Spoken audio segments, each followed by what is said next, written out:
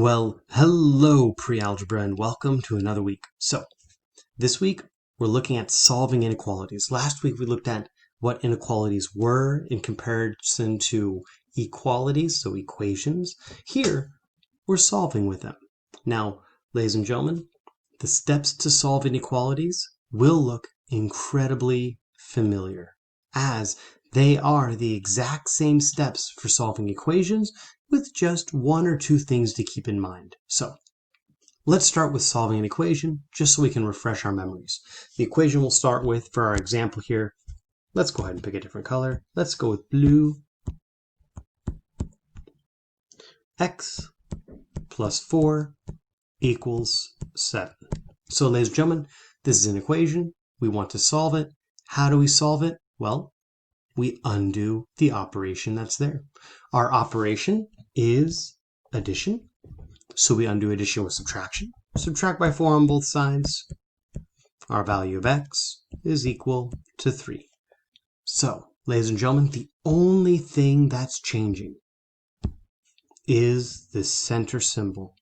Otherwise, everything here is remaining the same. And that center symbol can be any of our 4 inequalities. And ladies and gentlemen, just as a recap, the 4 inequalities that we're looking at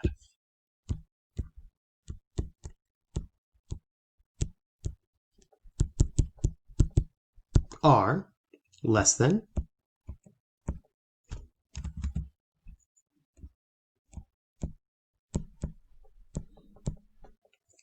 and remember, it's all about where our variable is. So if our x is on the left, less than is eating away from x. And I say eating because it's imagine the crocodile mouth of the Pac-Man trying to eat the larger number. Facing is the other word you would use. The less than symbol is facing away from the x. So if x was on the other side, well, that's the direction the inequality would be facing because it's about where your variable is. Greater than.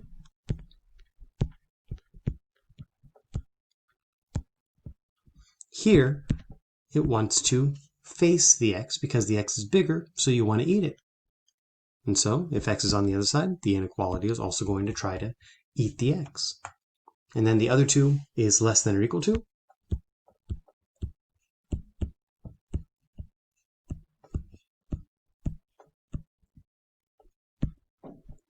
Which is just the exact same thing except it has a line underneath it.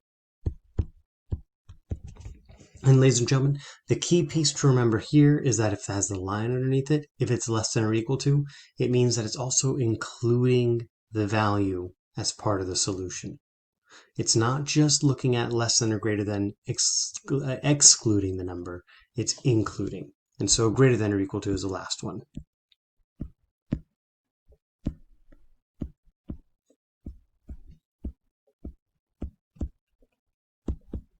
We almost ran out of room there, where this time it wants to eat the value of x because it is indeed bigger, or it could be equal to, and that would also be a solution. So those are our 4 inequalities. So let's go back to this example here where we were solving for x plus 4 equals 7 and put in any one of these 4 inequalities. You know what? I'm going to pick less than, just because I can. And so notice on how I read it when I write it.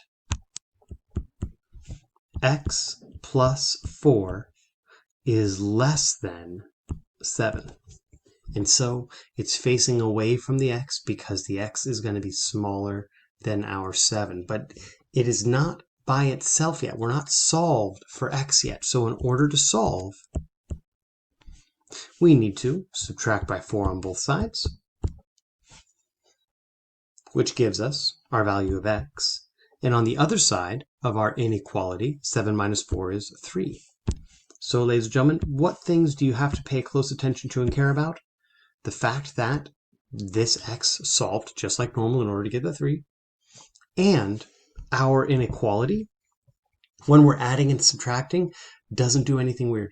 It acts just like an equal sign. It stays the same. It just carries down just like the equal sign did before. And so it still says x is less than 3.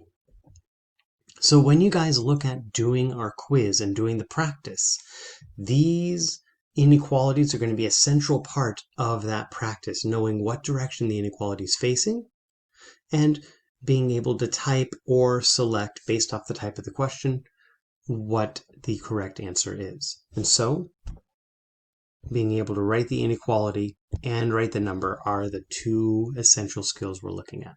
Let's solve one more just so that we can really confirm that we understand.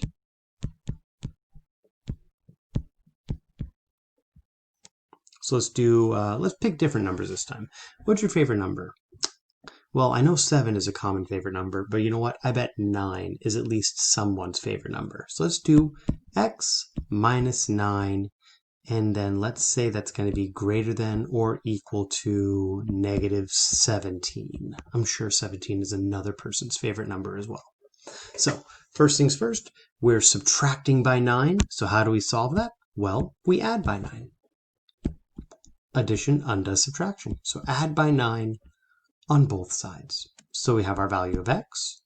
The inequality stays the exact same. So it's going to be x is greater than or equal to, and now we just need to know what is negative 17 plus 9. Well, ladies and gentlemen, it's going to be negative 8. And so x is greater than or equal to negative 8.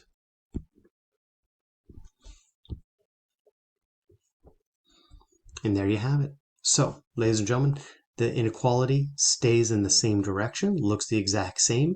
And so that's because our value of x started on the left and ended on the left. Because remember, the thing that's important is that the x is bigger here. So if by chance we happen to write this the other way, if I wrote the negative 8 and then the x flip-flopped, our inequality also will switch directions in order to stay facing towards the x, because the x is larger. Same thing over here with the x is less than 3. If I flip-flop that and wrote the 3 first and then the x, the inequality would flip so that the x is smaller and the alligator mouth wants to eat the 3. So, ladies and gentlemen, thank you for your time and your effort. I look forward to seeing you this week.